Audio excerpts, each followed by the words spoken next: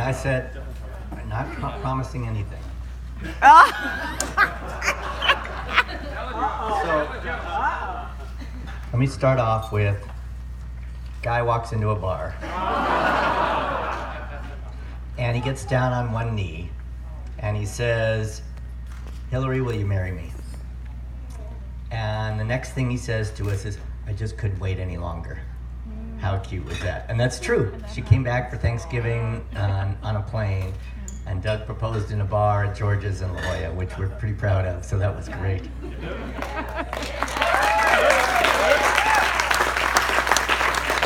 She also told me that it should be long because people don't have anything to do, so if we could put the PowerPoint up first time.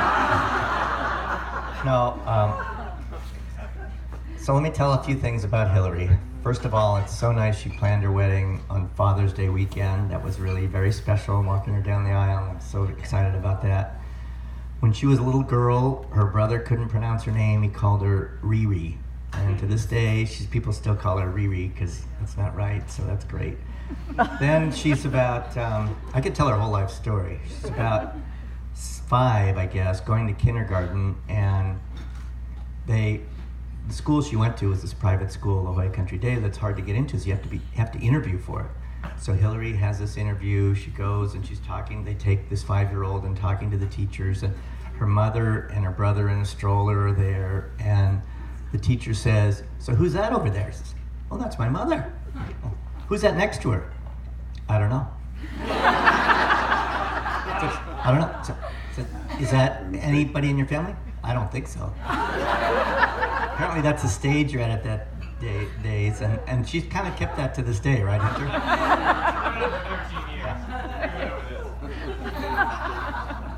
So I'll skip ahead a little bit since you probably do want to eat.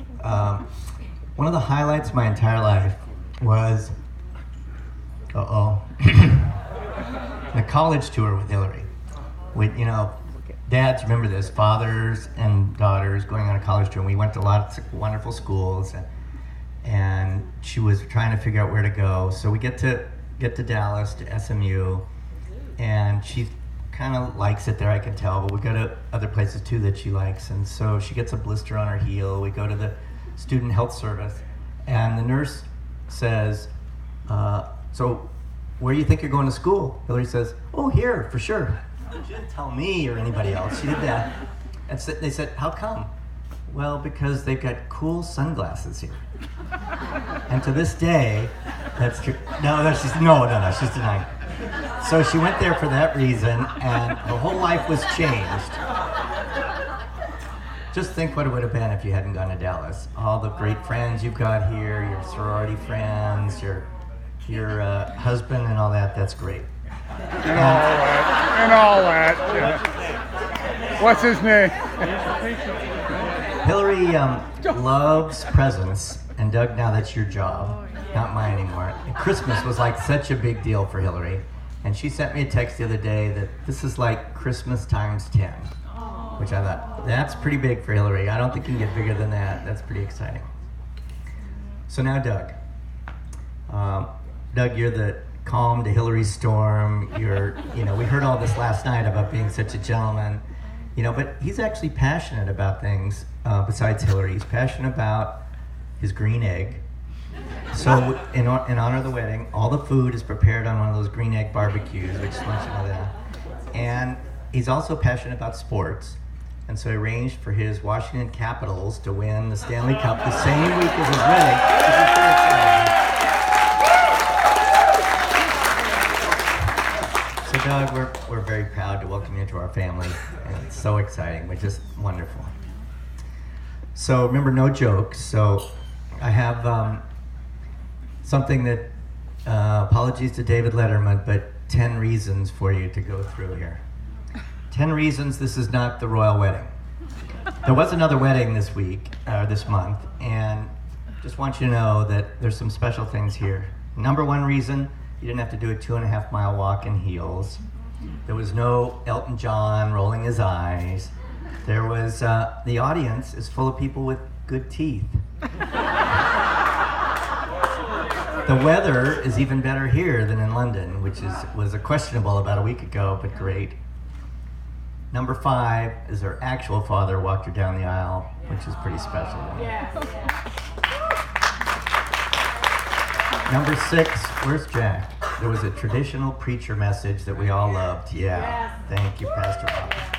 I want you to know we played golf today, and I knew this was going to be a special day because on the second hole, he hits a ball, slices it way into the trees like this, hits a tree, ricochets out in the middle of the fairway. You know, he's got divine intervention helping him even on the golf course. Thank you, Pastor Tim.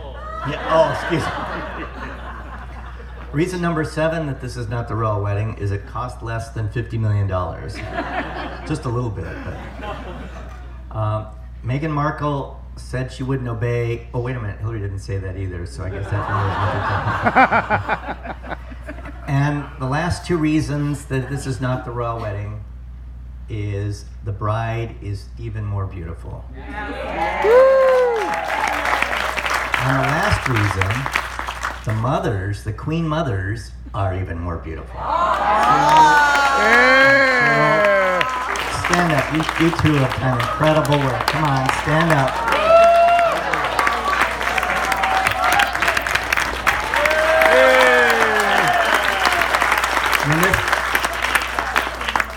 We live in San Diego. They live in Washington. The kids live in Houston. So where do you have the wedding? Maryland, someplace. We tried to make it a destination so nobody would come, but it didn't work out quite that way. But I really mean it. The mothers and the bride look beautiful, both of you two. Mike, you know, Doug, I think you need to look forward. Hillary, you need to look forward to see what Doug's going to look like in 30 years. This is it right here.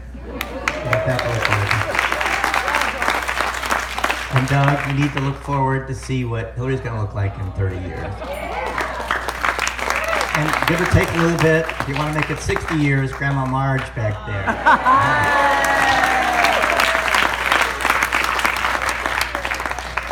Okay, enough. I guess it's time to eat. So let me just do a toast. I don't even have a glass, but we'll pretend I have a glass. Oh.